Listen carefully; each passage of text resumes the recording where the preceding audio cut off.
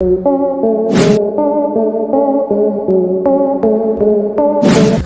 Everyone, this is Gupta. आज के इस वीडियो लेक्चर में हम लोग बहुत ही महत्वपूर्ण टॉपिक को डिस्कस करने वाले हैं और ये जो महत्वपूर्ण टॉपिक है ये चैप्टर 2 से रिलेटेड है। और चैप्टर 2 के तो मतलब जो टॉपिक्स हैं ना, बहुत सारे टॉपिक्स हमने पहले भी अपलोड कर चुके हैं, तो जाइए उन टॉपिक्स को भी देखिए। अगर आपके कॉन्सेप्ट क्लियर नहीं है, 100% की गारंटी है कि वो आपके कॉन्सेप्ट जो है वो क्लियर हो जाएंगे। और ये जो लेक्चर है, ये जो लास्ट लेक्चर होगा इस चैप्टर का, यानी जो इलेक्ट्रोस्टैटिक पोटेंशियल एंड कैपेसिटेंस जो हमारा चैप्टर है उसका लास्ट लेक्चर होगा। और इस लेक्चर में हम लोग देखेंगे वन डे ग्राफ जनरेटर के बारे में, और उसके बाद देखेंगे, यानी ये लास्ट में है और इससे पहले मतलब सबसे पहले आगे तो हम लोग देख लेंगे संधारित्रों का संयोजन। दो प्रकार से संयोजन होता है, ठीक ना। एक समांतर क्रम संयोजन, एक श्रेणी क्रम संयोजन, जिसमें श्रेणी क्रम आगे देख लेते हैं और समांतर क्रम बाद में, यानी पूरा इसी लेक्चर में है। और वन डी ग्राफ जो जनरेटर है इसी लेक्चर में, ठीक ना। फिर इसके ऊपर मतलब कि जो डेरिवेशंस है छोटे मोटे ना, उसको देख लेंगे। एंड उसके बाद इस पे बेस्ड शानदार न्यूमेरिकल सॉल्व करेंगे, ठीक ना, जो कि आपके बोर्ड के लिए और कॉम्पिटिटिव एग्जाम के लिए बहुत ही ज़्यादा महत्वपूर्ण होंगे। तो चलते हैं और इस शानदार से चैप्टर को एंड करने की कोशिश करते हैं। उसके बाद न्यूमेरिकल्स और भी लगाते रहेंगे यार, कोई दिक्कत नहीं है। तो चलिए और इस चैप्टर को समझते हैं, सीखते हैं, ठीक ना, मजेदार। आप लोगों को स्क्रीन पे फर्स्ट टॉपिक दिख रहा होगा कि जो फर्स्ट टॉपिक है हमारा वो है संधारित्रों का संयोजन। यानी संधारित्र यानी जो कैपेसिटर्स होते हैं, यानी जो हमारे पास कैपेसिटर्स जो डिवाइस का नाम है उनका संयोजन करने वाले हैं, यानी उनको जोड़ने वाले हैं आखिर में। अच्छा, इनकी जरूरत क्यों पड़ी, पहली बात तो ये बात कर लेते हैं।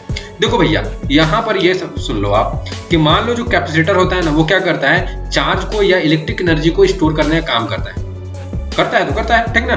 तो सपोज दैट कि मान लो आपके पास 1 फैराड के या फिर मान लो 2 फैराड के, जितना ही मान लो, कोई दिक्कत नहीं। मान लो, मानना है ना, ये मान लो एक कैपेसिटर यहाँ पर है, एक कैपेसिटर यहाँ पर है, और दोनों 2 फैराड के हैं। लेकिन हमें कैपेसिटर एक ऐसा चाहिए जिसकी जो कैपेसिटी हो वो कितना हो, 1 फैराड की हो। तब कैसे करेंगे, तो हमें तो चाहिए मतलब कि हमारे पास तो दो कैपेसिटर है और दोनों कितने का है, मतलब 2 फैराड का, लेकिन हमें तो एक ही फैराड का चाहिए। तो हम क्या कर सकते हैं, इन लोगों को एक ऐसे मतलब वे में, एक ऐसे तरीके से हम इन लोग को जोड़ सकते हैं, ऐड कर सकते हैं, ताकि हमारे पास कितना आ जाए, हमारे पास 1 फैराड का कैपेसिटर आ जाए। बात समझ में आ रहा है कि नहीं। तो वैसे ही वही काम करेंगे, कैपेसिटर का मतलब संधारित्र ग्रुप, ठीक ना। तो यहाँ पर वही काम करेंगे। तो देखो यहाँ C बराबर हम क्या कर सकते हैं, इन कैपेसिटर्स को अगर इस तरीके से ऐड कर दें, यानी इसको और इसको ऐड करना है, और हमें कितना लाना है, 1, तो 1 तो आ ही जाएगा, 1/2 भाई साहब, और यहाँ पर 1/2, तो यहाँ पर देखो 1 फैराड तो आ गया आराम से। बात समझ में आ रहा है कि नहीं। तो कुल मिलाकर के अपने इच्छा अनुसार, मतलब जो भी आपकी इच्छा है,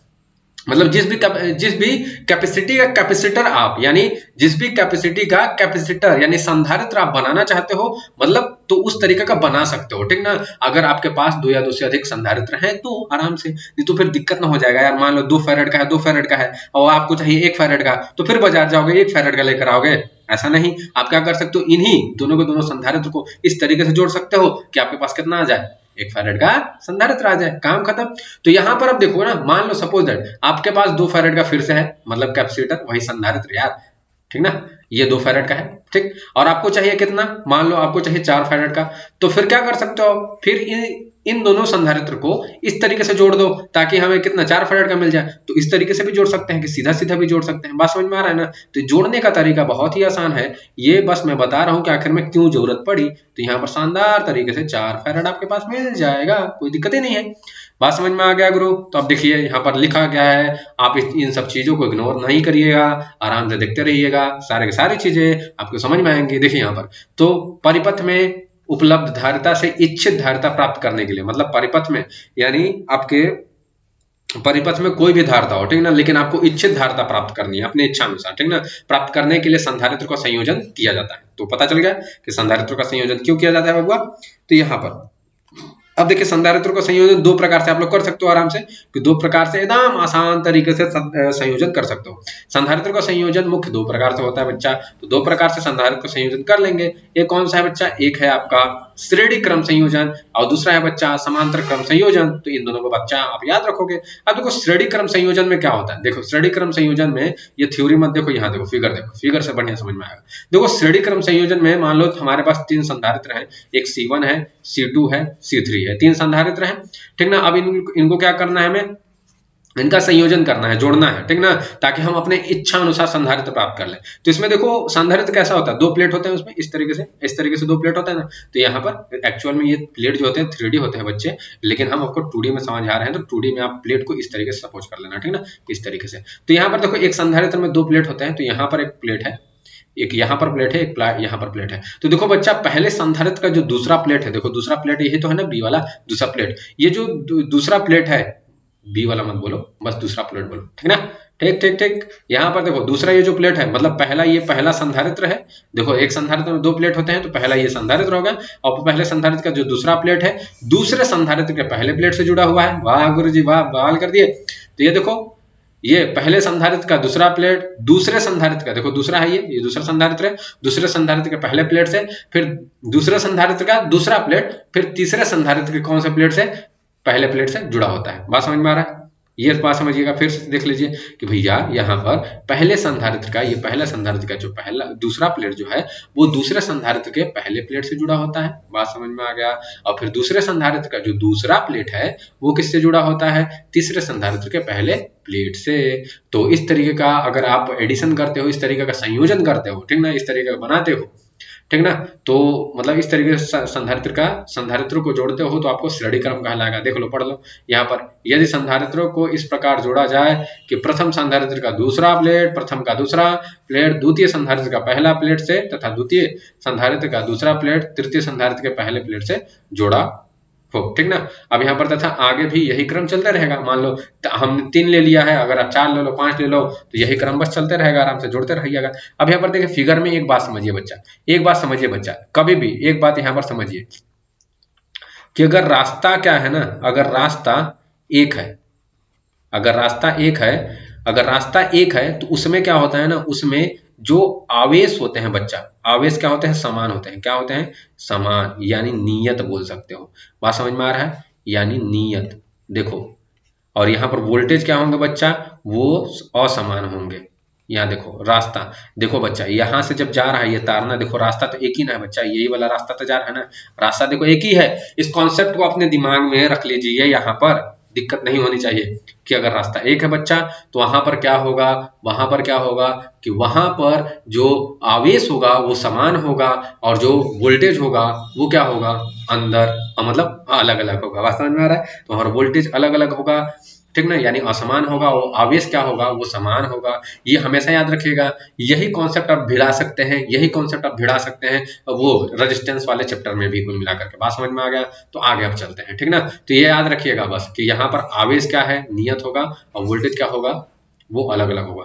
अब यहाँ पर बच्चा देखिए, अगर देखो यहाँ पर एक बात समझिए कि अगर 3 संधारित्र यहाँ पर हमने लगा रखा है, C1 C2 C3, तो ये तीनों के तीनों मिलकर के जितना काम करेंगे, यानी जितना ज्यादा एनर्जी, यानी जितना ज्यादा आवेश को स्टोर कर सकते हैं, यानी इलेक्ट्रिकल एनर्जी को स्टोर कर सकते हैं, इनके तीनों के बराबर तो कोई ऐसा एक हमारे पास सिस्टम होगा ना जो इन तीनों के बराबर काम करे। कहने का मतलब ये है बच्चा कि आप सोचो कि जैसे कि एक घर को बनाने में मान लो 3 मजदूर लग रहे हैं। एक घर को बनाने में कितना, 3 मजदूर लग रहे हैं, ठीक ना। लेकिन कोई तो ऐसा मजदूर होगा ना, ये इन तीनों के बराबर होगा, कोई ना कोई बॉडी बिल्डर वाला मजदूर। तो ये जो मतलब एक जो मजदूर होगा, ये तुल्य मजदूर कहलाएगा, या ठीक ना, ये क्या कहलाएगा, तुल्य मजदूर। क्यों? क्योंकि इन तीनों के तुल्य है ये, मतलब तीनों के बराबर, जितना ये तीनों मिलकर के काम करेंगे उतना ये अकेले काम कर सकता है। बच्चा समझ गया ना? तो यहाँ पर तो उसी तरीके से संधारित्र में भी होता है कि जितना ये 3 मिलकर के काम करेंगे, कोई ना कोई ऐसा हमारे पास जरूर संधारित्र होगा जो इन तीनों के बराबर काम कर जाए। देखो, तो तीनों के बराबर कौन काम करेगा, देखो यहाँ पर ये तुल्य दिखाया गया कि ये संधारित्र क्या करेगा, इन तीनों के बराबर काम करेगा। देखो यहाँ पर बैटरी को कैसे जोड़े थे बउआ, देखेगा कि यहाँ पर बैटरी को इस तरीके से जोड़ दिए थे, ये वाला, और एक ही लाइन में ये वाला बैटरी को जोड़ दिए थे इस तरीके से। इनमें कंफ्यूजन नहीं होना चाहिए। और देखिए यहाँ पर ये बिंदुएं अलग अलग है, बिंदुएं अलग अलग है। यहाँ पर एक चीज आओ देख सकते हो कि एक चीज हमने बताया ना, अगर रास्ता समान होगा तो क्या हो जाएगा, तो जो Q होगा, मतलब रास्ता अगर एक ही है, रास्ता एक लिख लो बच्चा, रास्ता क्या लिख लो, एक लिख लो, कोई गड़बड़ाएगा नहीं, ठीक ना। अगर रास्ता एक ही है बच्चा, तो इसमें जो आवेश होगा वो क्या होगा, नियत होगा। और देखो बिंदु अलग अलग, रास्ता एक, यहाँ पर लिख लो बिंदु, बिंदु अलग अलग, देखो अलग अलग है कि नहीं। देखो ये जो संधारित्र है ए और बी बिंदु के बीच जुड़ा हुआ है, तो बिंदु अलग अलग हो गए कि नहीं। देखो बच्चा यहाँ पर ये जो संधारित्र है ये बिंदु अलग अलग बिंदुओं के बीच जुड़ा हुआ है, ठीक ना। तो बिंदु अलग अलग और रास्ता अगर एक है तो वहां पर जो आवेश होगा नियत होगा बच्चा, वोल्टेज क्या होगा, ये क्या होगा, असमान या फिर नियत नहीं होगा, असमान होगा। असमान का मतलब ये V1 V2 V3 वो नियत नहीं होगा, कुल मिला करके। ये बात समझिएगा। तो इतना बात समझ में आ गया। यही बात को हमने पहले ही बता दिया, बस बिंदु वाला आपको आपने नहीं समझाया था। अब आपको समझ में आ गया होगा बिंदु का मतलब क्या बोल रहे हैं हमारे जलज भैया। यहाँ पर देखो, अब यहाँ पर पहले संधारित्र के लिए निकालो बच्चा, पहले संधारित्र के लिए, पहले संधारित्र का मतलब यहाँ पर अब देखो वोल्टेज अलग अलग है ना बच्चा। तो वोल्टेज जब अलग अलग है तो वोल्टेज का, अब वोल्टेज का भी वैल्यू निकालो। वोल्टेज अलग अलग है सब जगह तो वोल्टेज का अलग वैल्यू निकालो। बाकी आवेश क्या है, समान है हमारे पास, आवेश क्या है, समान है। तो ये बस ध्यान रखिएगा। ये प्लस माइनस ये प्लस माइनस अभी मत देखिए, ये केवल अभी मान लो प्लस माइनस है ना, तो इसमें विद्युत क्षेत्र क्रिएट होता है जो कि प्लस से माइनस की ओर होती है। तो ये बस समझिए बात को, ठीक ना। ये पोलैरिटी को बस दिखा रहा है और कुछ नहीं, कि प्लस है कि माइनस है वगैरह वगैरह, ठीक ना। कहानी और भी बनती है ये बात समझिएगा। देखो आवेश Q1 Q2 नहीं है तो Q है, तो ये समान है आवेश। और यहाँ पर जो ये जो वोल्टेज है ये क्या है, समान नहीं है, नहीं है वोल्टेज समान नहीं है। और यहाँ पर देखो आप कुछ नहीं करना है, प्रथम संधारित्र है तो प्रथम संधारित्र है तो अगर देखेंगे तो वोल्टेज कितना हो जाएगा बच्चा, आपके पास फॉर्मूला पता है, C बराबर में Q बाई V होता है। तो V बराबर क्या हो जाएगा, C बाई सॉरी V बराबर में Q बाई C हो जाता है। V1 पहले संधारित्र के लिए वोल्टेज कितना हो जाएगा बच्चा, तो V1 equal to 1 by C1। और द्वितीय संधारित्र के लिए कितना हो जाएगा बच्चा, तो V2 इक्वल टू में Q बाई C2। और तृतीय संधारित्र के लिए कितना हो जाएगा बच्चा, तो V3 इक्वल टू में Q बाई C3। बात समझ में आ गया कि अरे भैया यही वाला फॉर्मूला है, बस पहला दूसरा करके निकाल लो ना यार, कोई दिक्कत नहीं है, ठीक ना। क्या बवाल किया हो जट्ठ के। अब तुल्य परिपथ के लिए देखिए, तुल्य परिपथ में हमारा मतलब जो ये तीनों मिलकर काम कर रहे थे, जो ये तीनों मिलकर काम कर रहे थे उतना हमारा एक ही ठो मिलकर के काम कर दे रहा था, ठीक ना, बवाल कर दे रहा था यही वाला फिगर। बात समझ में आ रहा है कि नहीं, उतना हमारा यही वाला काम कर दे रहा था, तो ये तुल्य कहलाता है। इसमें देखिए, इसमें आवेश हमने Q ही दिया है, Q तो समान रहेगा। वोल्टेज देखिए V दिया है तो ये V तो जाएगा ना। इसमें बहुत सारे संधारित्र जोड़े नहीं है कि यहाँ पर अलग अलग वोल्टेज जाएगा। इसमें जो वोल्टेज होगा V होगा और आवेश कितना होगा ये होगा, तो C बराबर कितना हो जाएगा, सॉरी सॉरी सॉरी सर्दी हो गया यार। यहाँ पर देखिए C इक्वल टू में क्या हो जाएगा, Q बाई V हो जाएगा। तो इसमें कोई दिक्कत नहीं होनी चाहिए। तो यहाँ पर जैसे सबका वोल्टेज निकाले हैं हम, क्या तुल्य परिपथ का भी निकाल देंगे। तो तुल्य परिपथ का कितना हो जाएगा वोल्टेज, तुल्य परिपथ का जो वोल्टेज होगा V इक्वल टू में Q बाई C हो जाएगा बच्चा। तो ये कुल मिलाकर इतना आ जाना है। अब यहाँ पर बच्चा जब देखोगे, जैसे देखो जो वोल्टेज होता है ना एक स्केलर क्वांटिटी होती है। स्केलर वोल्टेज क्या होता है, एक स्केलर क्वांटिटी यानी अदिश राशि, यानी इसको दिशा से कोई मतलब नहीं है। जैसे पैसा को जोड़ते हो ना, कि अगर 2 रुपया तुमको दे दे, 5 रुपया को दे दे तो 5 2 7 रुपया हो गया। तो उसी तरीके से वोल्टेज को भी हरासरी से जोड़ सकते हो, मतलब आराम से जोड़ सकते हो, कोई दिक्कत नहीं है। बात समझ में आ रहा है कि नहीं, ठीक। तो ये बात समझिएगा कि इस वोल्टेज को भी जोड़ सकते हो। तो V बराबर है V1 प्लस में V2 प्लस में V3 हो जाएगा। अब यहाँ पर देखिए ऊपर के जितने ही मान है, यानी V से लेकर के, इस V से लेकर के जो मान है V1 V2 सबका मान रख दोगे। बात समझ में आ रहा है कि नहीं। और यहाँ पर V1 का भी मान ऊपर दिया गया है, तो सबका मान यहाँ पर पुट कर दो आराम से, कोई दिक्कत नहीं होगा बच्चा समझने में। देखो सबका मान पुट कर दिए, ये था V तुल्य के लिए था। बात समझ में, ये निकालना बहुत जो ज्यादा जरूरी है। और बाकी सबका मान रख दिया। देखो Q कॉमन दिख रहा है हमको, तो Q कॉमन ले लिए, ये Q कट गया। और C तुल्य का मान जो था वो कितना आ गया, C तुल्य का मान कितना आ जाएगा, ये फॉर्मूला आपका रियल वाला आ गया। कितना आ गया, तो 1 बाई में C तुल्य बराबर 1 equal to 1 by C1 plus में 1 बाई C2 प्लस में 1 बाई C3। तो ये आपका फॉर्मूला आ गया, इसमें कोई दिक्कत नहीं होगा। अब यहाँ पर n, अगर मान लो हमने 3 संधारित्र जोड़े थे, अगर आपके पास n संधारित्र आ गए, कितने आ गए बच्चा, n संधारित्र, कॉपी करते जाओ उतारते जाओ। अगर n संधारित्र आ गए तो बच्चा क्या करोगे, बस 1 बाई C1 C2 और dot dot dot 1 by Cn तक, बस कुछ नहीं करना है। n तक के लिए तो n तक ले जाएंगे बस, और डॉट डॉट कर देंगे। अब n तक लिखे थोड़े ना, इसमें देखिए बच्चा कुछ महत्वपूर्ण पॉइंट्स है जो कि आपको समझना जानना बहुत ज्यादा जरूरी है। जैसे कौन कौन पॉइंट्स है बच्चा, तो पॉइंट्स यहाँ पर ये है कि पॉइंट्स पहला जो है, इस संयोजन में तुल्य धारिता का व्युत्क्रम सभी जुड़े धारिताओं के धारिताओं के व्युत्क्रम के योग के बराबर हो जाता है। तो तुल्य धारिता का जो व्युत्क्रम होगा सभी जुड़े गए धारिताओं के योग के बराबर होता है, व्युत्क्रम के योग के बराबर होता है। व्युत्क्रम का मतलब उल्टा, देखो सब 1 बाई C1, तो ये 1 बाई C2 सब व्युत्क्रम है कि नहीं बच्चा। तो ये बात को समझिए, ठीक ना। ये इसी नीचे वाले को ऊपर लिखा गया है कि इस संयोजन में तुल्य धारिता का व्युत्क्रम जो होगा, तुल्य धारिता क्या क्या होगा बच्चा, व्युत्क्रम जो होगा सभी जुड़े संधारित्र की धारिताओं के व्युत्क्रम के योग के बराबर होगा। तो ये बराबर कर दिया, बस कुछ सिंपल सी तो बात है, ठीक ना। तो इसमें कोई दिक्कत नहीं होनी चाहिए। अब इस सभी धारिताओं में आवेश का मान नियत होता है, तो सभी धारिताओं में आवेश का मान क्या होगा बच्चा, नियत कर दो कि सभी धारिताओं में आवेश का मान नियत होता है। क्योंकि ऊपर आपने देखा ना कि आवेश, क्यों, क्योंकि रास्ता एक रास्ता एक ही था, रास्ता एक ही था, और यहाँ पर क्या था, बिंदु अलग अलग थे। तो जब बिंदु अलग अलग और जब रास्ता एक हो तो क्यू क्या होता है, क्यू समान होता है, और जो वोल्टेज होता है वो असमान होता है। बात समझ में आ रहा है? यानी वोल्टेज का मान अलग अलग और क्यू का मान है। तो यहाँ पर क्या हो जाएगा, सभी संधारित्रों में आवेश का मान नियत होता है, तो नियत होता है, तो इस तरीके से आप इसको लिख सकते हो कि आवेश का मान जब नियत है यानी उसको कांस्टेंट हो गए, है कि नहीं? तो कांस्टेंट है, तो जब कांस्टेंट हटाओगे तो एक प्रोपोर्शनलिटी का साइन लग जाएगा, और जब क्या करोगे, जब वहां से मतलब कि जो क्यू का मान हटाओगे तो प्रोपोर्शनलिटी का साइन लग जाएगा, और प्रोपोर्शनलिटी का साइन जब हटाओगे तो यहाँ पर क्यू लग जाएगा। तो कुल मिलाकर वही है, जब भी कोई नियत क्वांटिटी होती है, जब भी कोई नियत क्वांटिटी होती है बच्चा, तब आप इस तरीके से उसको सॉल्व कर सकते हो। बात समझ में आ रहा है कि नहीं? तब आप इस तरीके से उसको सॉल्व कर सकते हो, कोई दिक्कत नहीं होगा। अब यहाँ पर देखिए, तुल्य धारता जुड़े सॉरी देखिए यहाँ पर क्या लिखा है बच्चा, कि तुल्य धारता जुड़े हुए संधारित्रों में सबसे कम धारता से भी छोटी होती है। देखिए ये क्या बात बोल रहा है ना, बहुत झन्नाटेदार बोला है कि तुल्य जो धारता आता है ना, यानी जो सी का मान, ये जो तुल्य धारता का जो मान आता है ना, इसका मान क्या होता है ना, सबसे बहुत कम होता है, बहुत कम। इसमें से जुड़े हुए जितने भी संधारित्र उससे कम, यानी कहने का मतलब है, कभी देखिए ये C1 का मान, C2 का मान, C3 का मान यहाँ पर है ना, सब का मान रख देंगे ना इस पे, तो इसका जो तुल्य धारता आएगा ना, वो इन सब तीनों से भी कम आएगा, उन सब तीनों से भी इसका मान कम आएगा। देखो कैसे निकालते हैं, बच्चा समझ गया होगा हम क्या बताने की कोशिश कर रहे हैं। तो यहाँ पर देखो मान रख दो कुल मिलाकर के इसके अंदर, तो ये 1/C1, 1/C2, 1/C3 का मान देखो ऊपर रखा हुआ है, तो ऊपर से रख दिया हमने। और इसका देखो जो हल करके जब हम मान निकालेंगे ना, तो देखो 0.55 आ रहा है फैराड। तो तुल्य धारता क्या होता है ना, तीनों संधारित्रों के मान से भी कम होता है। देखो 0.55 आया था, तुल्य धारता का मान कितना आया था गुरु, वो आया था 0.55 आया था, है ना, इतना फैराड। और यहाँ पर देखो ये 1 फैराड, ये 2 फैराड, 3 फैराड। तो देखो ये जो तुल्य धारता का मान है इन तीनों से कम है, मिला लो भैया। तो वही बात बोला जा रहा है, बात समझ में आ रहा है ना? यानी ये धारता मतलब कि ये जो प्रोसेस है, मतलब संधारित्रों का संयोजन का तब आप प्रयोग करोगे जब आपको क्या चाहिए, संधारित्र का मान बहुत कम चाहिए, उन तीनों के तीनों धारताओं से भी बहुत कम चाहिए, तब जाकर के आप क्या करोगे, इसका प्रयोग कर लोगे। क्या बात समझ में आ रही है बच्चा आपको? क्या ध्यान में आ रहा है? क्या बवाल हो रहा है? हाँ सर पढ़ाइए, गर्मी लग रहा है। ठंडा के दिन में पढ़ रहे हो, गर्मी के दिन में? हम तो भैया गर्मी के दिन में वीडियो बना रहे हैं ये तुम लोगों के लिए, ठीक ना? अब ये नहीं जानते हैं तो अब देखते हैं 500 या समांतर क्रम संधारित्र के बारे में, ठीक ना? बात समझ में आ रहा है बच्चा? तो चलो इसको देख लेते हैं मजेदार तरीके से, ठीक ना? और बवाल कर देते हैं, इसमें भी कोई दिक्कत नहीं होगा आप लोग को समझने में।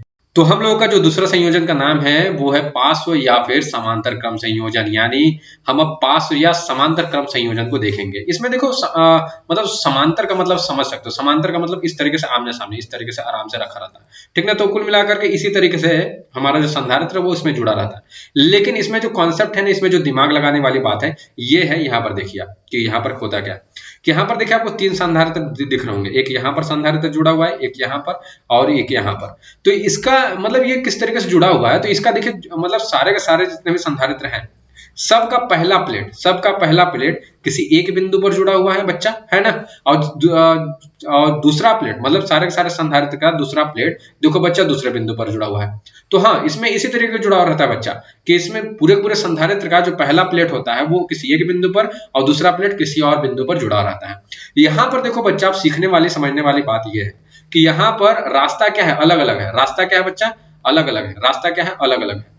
तो अगर रास्ता बच्चा अलग अलग है ना, रास्ता क्या है, अलग अलग है, आपको दिख रहा होगा बच्चा कि यहाँ पर देखो यहाँ से रास्ते बढ़ जा रहे हैं, यहाँ इस पॉइंट से रास्ते देखो बढ़ जा रहे हैं, रास्ता अलग अलग है, यानी अलग अलग है। देखो 1 2 3 रास्ते निकल जा रहे हैं, और क्या है, बिंदु एक है, जस्ट अपोजिट, जस्ट इससे अपोजिट बिंदु, एक ही बिंदु पर, यानी ए और बी इसी बिंदु पर, ए और बी इसी बिंदु पर यहाँ पर सारे सारे संधारित्र जुड़े हुए हैं। तो बिंदु क्या है, समान है, यानी बिंदु समान बोलो तो ज्यादा बेटर रहेगा, ज्यादा समझ में आएगा आप लोगों को। बिंदु समान है और रास्ता क्या है, अलग अलग है। देखो रास्ता यहाँ से अलग अलग चले गए और बिंदु देखो समान है, यानी तो ये जो संधारित्र है ये ए और बी बिंदु पर ही जुड़ा हुआ है, ये भी संधारित्र ए और बी बिंदुओं पर जुड़ा हुआ है, ये जो संधारित्र है ये ए और बी बिंदुओं पर ही जुड़ा हुआ है। तो यहाँ पर कहने का मतलब यह बच्चा कि बिंदुएं क्या हो गई, समान हो गई और रास्ता अलग अलग हो गया। तो यहाँ पर जो वोल्टेज होगा वो बच्चा समान होगा, वोल्टेज समान होगा बच्चा, याद रखना। और यहाँ पर आवेश जो हो जाएगा अलग अलग हो जाएगा, एक में Q1 आवेश, एक में Q2 आवेश बच्चा, और एक में Q3 आवेश। और यहाँ पर जानते हो कि अगर इसको Q1 आवेश देंगे बच्चा तो यहाँ पर ऑलरेडी क्या अपने आप आ जाता है माइनस आवेश। बात समझ में, माइनस Q1 आ जाएगा। यहाँ पर Q2 दोगे तो यहाँ पर क्या है, अपने आप प्लस में Q2 देंगे तो यहाँ पर माइनस Q2 अपने ही आप जाएगा, प्रेरण के कारण इसको बोला जाता है। अगर इस बात को, इस चीज को आप नहीं समझ पाए तो हम ये पहले वाला वीडियो जरूर देखें हमारा, वो आपको गारंटेड समझ में आएगा। तो ये जस्ट एकदम अपोजिट है किसके बच्चा, तो वहां पर हमने जो सीरीज देखा था यानी श्रेणी क्रम वाला जो देखा था उसके जस्ट एकदम अपोजिट आएगा। बात समझ में आ रहा है कि नहीं? देखो जस्ट कि रास्ता उसमें समान था, पहले वाले में बिंदु अलग अलग थे, क्योंकि आप बिंदु देखो किस तरीके से अलग अलग थे ना बच्चा। यहाँ पर कॉन्सेप्ट आप थोड़ा सा सीख लो, कॉन्सेप्ट थोड़ा सा जान लो बच्चा, ठीक ना, तब आगे हम लोग चलते हैं। ठीक, गारंटेड समझ में आएगा बच्चा, बस ध्यान से तुम लोग देखते रहना। तो हाँ स्वाहा हो जाएगा, ठीक ना। देखो यहाँ पर देखो बच्चा के बिंदु, यहाँ पर देखो बिंदु अलग अलग है। पहला जो संधारित्र है वो ए और बी बिंदु के बीच में जुड़ा है, दूसरा संधारित्र है बी और सी बिंदु के बीच में जुड़ा है, तीसरा जो संधारित्र है सी और डी बिंदु के बीच में जुड़ा है। तो यहाँ पर बच्चा बिंदु क्या है, अलग अलग है। तो बात यहाँ पर ध्यान दीजिएगा, ठीक ना। बाकी आपको सारा का सारा चीज समझ में आएगा, कोई चीज दिक्कत नहीं होगा समझने में, ठीक ना। इतना गारंटेड है, हमारी बातों को ध्यान में रखिएगा, ठीक ना। अब यहाँ पर देखिए बच्चा कि यहाँ पर आप ये फिगर को समझ गए होंगे कि रास्ता अलग अलग है, बिंदु क्या है, समान है। तो यहाँ पर जो वोल्टेज होगा समान होगा और जो आवेश होगा अलग, क्या चीज, आवेश अलग अलग होगा। यहाँ पर देखो बच्चा, इसको आप इस तरीके से लिख सकते हो कहानी की तरह, इस प्रकार का संयोजन सभी संधारित्रों की पहली प्लेटें एक बिंदु पर, मतलब पहली प्लेट एक बिंदु पर और दूसरी प्लेट क्या चाहिए, किसी और अन्य बिंदु पर जुड़ जाती है, यानी बी बिंदु पर जुड़ जाती है। तथा तीनों संधारित्र क्या है, C1 C2 C3 है कुल मिलाकर के। तो ये बच्चा आप खुद लिख सकते हो, कोई दिक्कत नहीं। अब उसी तरीके से यहाँ पर क्या है कि यहाँ पर Q का मान अलग है ना बच्चा, तो हमारे पास फॉर्मूला क्या होता है, Q बराबर सी भी होता है, सी बराबर हमारे पास Q बाई बी होता है। तो हमें Q का मान चाहिए तो सी भी हो जाएगा। बात समझ में आ रहा है कि नहीं? इजी है ये फॉर्मूला, पता चल गया आपको कैसे निकला है। तो प्रथम संधारित्र के लिए तो Q1 बराबर में C1 भी, वोल्टेज का मान समान होता है बच्चा, आपको पता है। और द्वितीय संधारित्र के लिए Q2 बराबर में C2 भी, वोल्टेज समान होता है और ये जो आवेश होता है वो अलग अलग होता है। और यहाँ पर पहले संधारित्र की बात की जाए तो C1, दूसरे संधारित्र की बात की जाएगी तो C2 और तीसरे जब संधारित्र की बात की जाएगी बच्चा तो क्या हो जाएगा C3। तो इतना बात आपको पता चल गया। अब यहाँ पर देखिए आराम से तीनों संधारित्रों का सिंधु संधारित्र पर कुल आवेश कितना होगा, तो कुल आवेश निकाल देते हैं। ये भी देखिए बच्चा जो आवेश होता है ना, ये भी क्या होता है कि स्केलर क्वांटिटी होती है। तो आराम से इसको भी आप ऐड कर सकते हो। तो यानी Q1 Q2 का वैल्यू सबको यहाँ पर पुट कर दो। C1 कितना हो जाएगा बच्चा, यहाँ पर कितना हो जाएगा C1 B, C2 B, C3 B, सबको पुट कर दिया। यहाँ से B देखो बच्चा कॉमन आ गया, तो यहाँ पर बस फॉर्मूला आपका क्या आ जाएगा बच्चा, तो फॉर्मूला आपका जो आ जाएगा वो आ जाएगा कि यहाँ पर C बराबर में, C तुल्य बराबर में C1 C2 C3। अच्छा यहाँ पर बच्चा आप लोगों ने ध्यान नहीं दिया, ठीक ना, तुल्य के बारे में हम लोगों ने बात नहीं किया। लेकिन देखो तुल्य कुछ नहीं, आप लोगों को तो पता ही है, नहीं पता है तो मैं बता देता हूँ बच्चा कि यहाँ पर देखो तुल्य ये होगा कि मतलब कि ये तीनों जो संधारित्र मिलकर के जितना ऊर्जा मतलब कि जितना ऊर्जा रखेंगे, ठीक ना, वो अकेला ये रख सकता है, ठीक ना। बात समझ में आ रहा है कि नहीं? मतलब तीनों जितना मिल करके तीनों की जितनी कैपेसिटी होगी उसके अकेला इसकी कैपेसिटी हो जाएगी। बात समझ में आ रहा है कि नहीं? इस तरीके से समझ सकते हो आप। बात समझ, तुल्य का मतलब यही होता है कि अगर मान लो चार लोग जितने काम कर रहे हैं तो एक ऐसा भी इंसान होगा जो इन तीनों के बराबर काम कर, ये तीनों चारों के बराबर काम कर सकता है। बात समझ में आ रहा है कि नहीं? तो ये तुल्य का मतलब समझिए बच्चा। तो यहाँ पर तुल्य का भी, यहाँ पर देखिए तुल्य का भी निकाल दिया गया है, ठीक ना। और यहाँ पर संधारित्र का तुल्य का आप निकाल सकते हैं कि तुल्य में जो मतलब कि जो इसी तरीके से तुल्य का भी फिगर बन जाएगा इस तरीके से। तो यहाँ पर वोल्टेज जो होगा V होगा, आवेश Q होगा, तो ये जो Q बराबर में निकालोगे तो C भी हो जाएगा, क्योंकि ये जो संधारित्र है वो C है।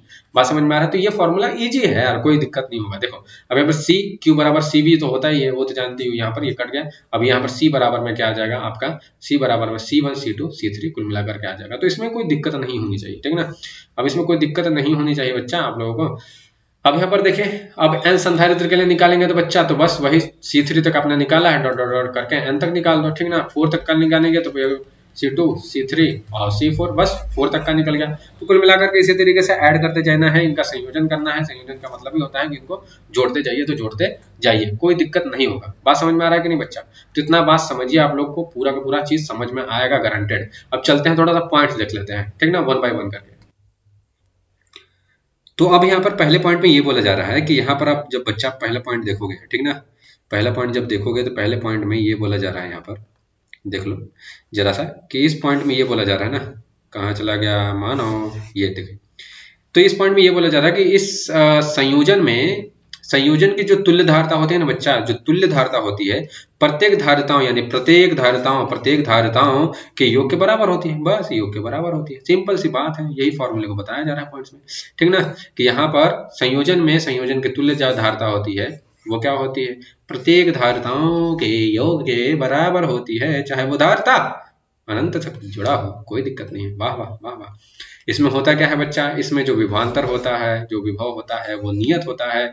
आवेश नियत नहीं होता है बच्चा। तो यहाँ पर आवेश जब जब विभव जब नियत है, आवेश नियत, तो यहाँ पर C जो होगा ये C होगा बच्चा, गलती से वहां पर, क्योंकि V क्या है?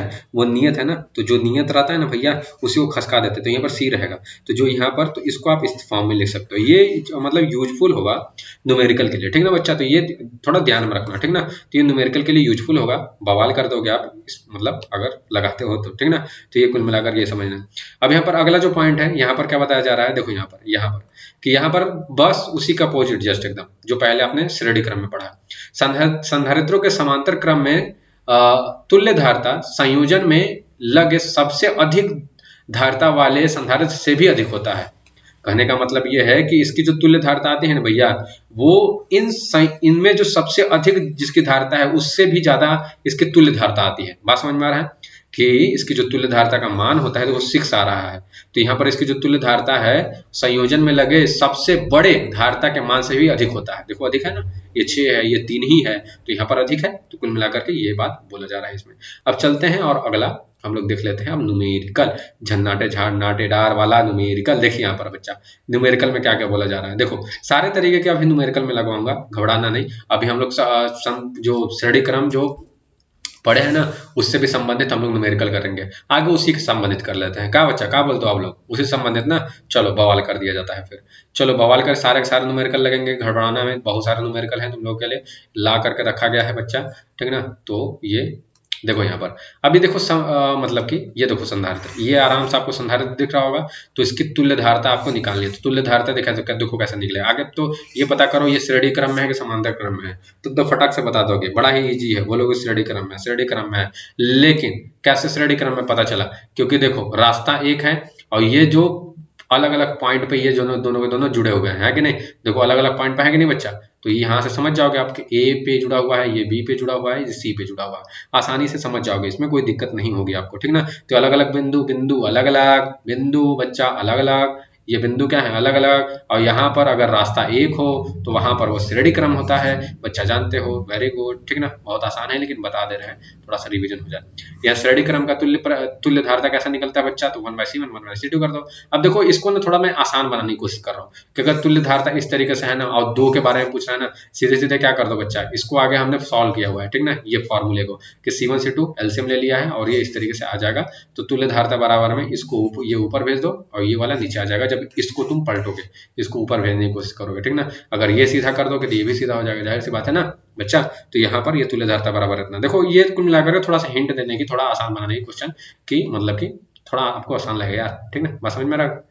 बात समझ में आ रहा है? देखो यहाँ पर तो तुल्य धारता दोनों क्या था? 5-5 माइक्रोफैरड का था, तो कोई दिक्कत नहीं है। यानी C1 का वैल्यू भी इतना ही था, C2 का वैल्यू भी इतना ही था। तो इस फॉर्मूले रख दो, यानी दोनों का मल्टीप्लाई कर देना है और दोनों का फिर एडिशन कर देना है। बाकी 5 5 25, 50 25 और 5 5 10 हो जाएगा। तो कुल मिलाकर के 2 पॉइंट में 5 आ जाएगा बच्चा। क्या आपको बात समझ में आ रहा है? तो इतना आपको बात समझ में आ गया होगा, बोलने की क्या कोशिश कर रहे हैं। यहाँ पर देखो बच्चा, अब यहाँ पर जो नेक्स्ट क्वेश्चन है ना, नेक्स्ट क्वेश्चन देखो क्या बोल रहा है। नेक्स्ट क्वेश्चन देखो बच्चा, नेक्स्ट क्वेश्चन में भी बोल रहा है कि तुल्य धारता ही निकालना है इस क्वेश्चन में, ठीक ना? अब यहाँ पर 1 माइक्रोफैरड, 2 माइक्रोफैरड, 3 माइक्रोफैरड।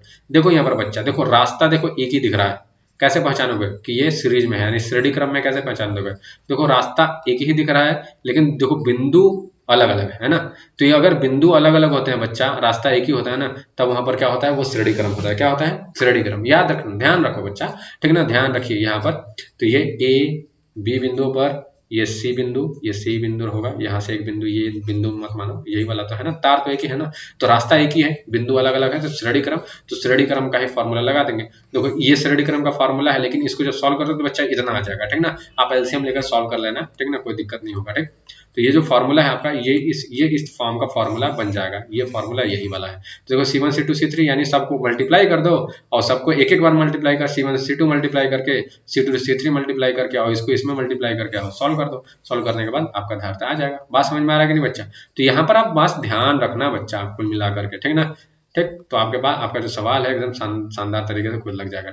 अब यहाँ पर ये इसका देखोगे, इसका देखो कि दोनों संधारित्र का पहला प्लेट एक बिंदु पर और इसका प्लेट दूसरा बिंदु पर, मतलब एक ही प्लेट मतलब दोनों संधारित्र का पहला प्लेट एक बिंदु पर और इसका जो दूसरा प्लेट है किसी एक बिंदु पर। यानी देखो दोनों के दोनों संधारित्र देखो समान बिंदु पर है। यानी ए और बी की बात की जाए तो देखो जो पहला वाला संधारित्र है यानी ये वाला जो संधारित्र है ए और बी बिंदु पर ही जुड़ा हुआ है और दूसरा वाला संधारित्र है ए बी पे। तो देखो बिंदु समान हो गए कि नहीं, देखो दोनों संधारित्र इसी एक ही बिंदु पर जुड़े हुए हैं, जाहिर सी बात है बच्चा। तो यहाँ पर ये क्या कौन सा क्रम हो जाएगा, समांतर क्रम हो जाएगा, जाहिर सी बात है। एकदम आसान आसान लगाते हैं, अभी कठिन से कठिन सवाल आपके सामने आएंगे, घबराना मत बच्चा, आराम से बस सीखते रहो, समझते रहो सारे के सारे सवालों को, सारे के सारी चीजों को। एकदम आसान लगेगा ये पूरा का पूरा चैप्टर, ठीक ना, मक्खन है ये पूरा का पूरा चैप्टर, ठीक ना।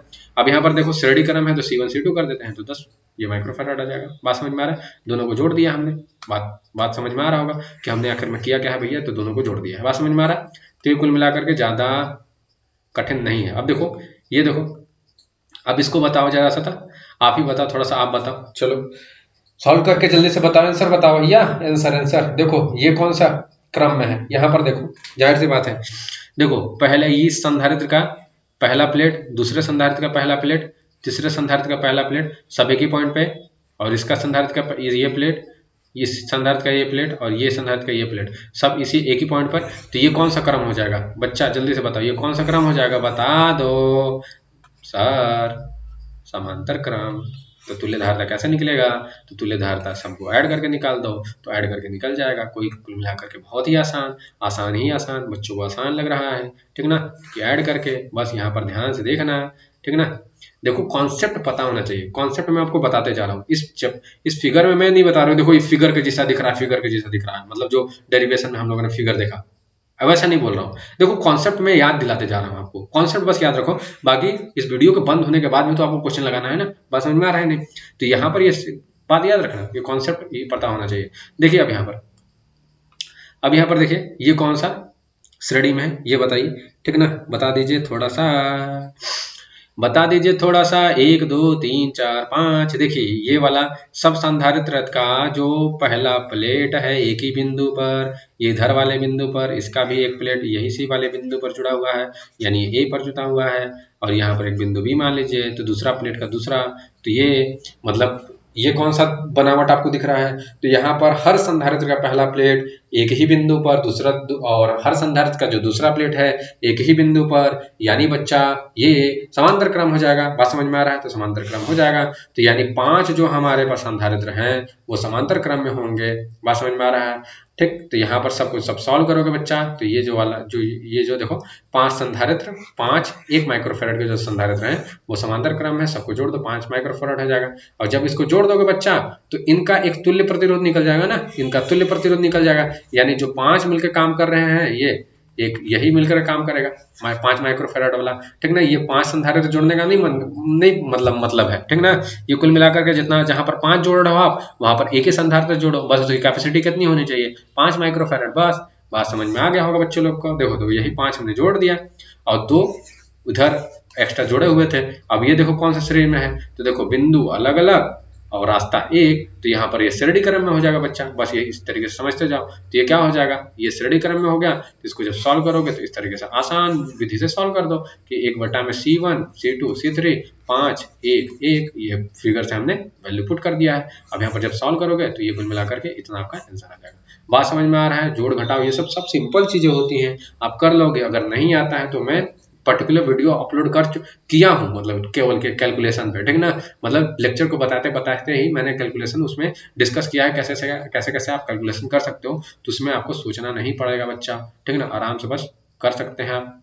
यही क्यों, देखिए यही जो क्वेश्चन है, ये ऊपर वाला जो क्वेश्चन है इस तरीके से भी पूछ सकता है बच्चा, तो इस तरीके से भी आपको देख लेना है कुल मिलाकर क्वेश्चन को। देखो चिंता मत करो, इस क्वेश्चन, ये जो क्वेश्चन है ना, जो ऊपर अभी क्वेश्चन हम लोगों ने लगाया, ऊपर वाला क्वेश्चन ही यही है, बस ऊपर वाला क्वेश्चन, जैसे कि ऊपर वाला जो क्वेश्चन था उसको अगर उल्टा तरीका से सॉल्व कर दोगे ना तो इस क्वेश्चन का आंसर आ जाएगा। ये बात समझ में आ रहा है कि नहीं, तो ये बात याद रखिएगा। अब यहाँ पर अगले क्वेश्चन में चलते हैं बच्चा, अगले क्वेश्चन में। तो यहाँ पे देखिए लिखा क्या है, 2 संधारित्र को जिनकी धारिताएं इतना क्या है, इतना माइक्रोफैराड है समांतर क्रम में जोड़कर 120 वोल्ट पर आवेशित किया गया है। मतलब दो संधारित्र हैं, इतना इतना जो है, और किसमें जुड़ा गया है बच्चा, समांतर क्रम में। ये बात ध्यान रखना, समांतर क्रम में जुड़ा गया है, ठीक ना। जोड़कर 120 वोल्ट पर आवेशित किया गया है और 120 वोल्ट पर आवेश दे दिया गया है। प्रत्येक पर आवेश का मान ज्ञात करो, यानी प्रत्येक पर आवेश का मान ज्ञात करना है। देखिए संधारित्र है भैया, अब इसकी संधारित्र कैपेसिटी इतनी है, लेकिन इस पे आवेश का मान ज्ञात करना है कि इस पे आवेश का मान कितना होगा,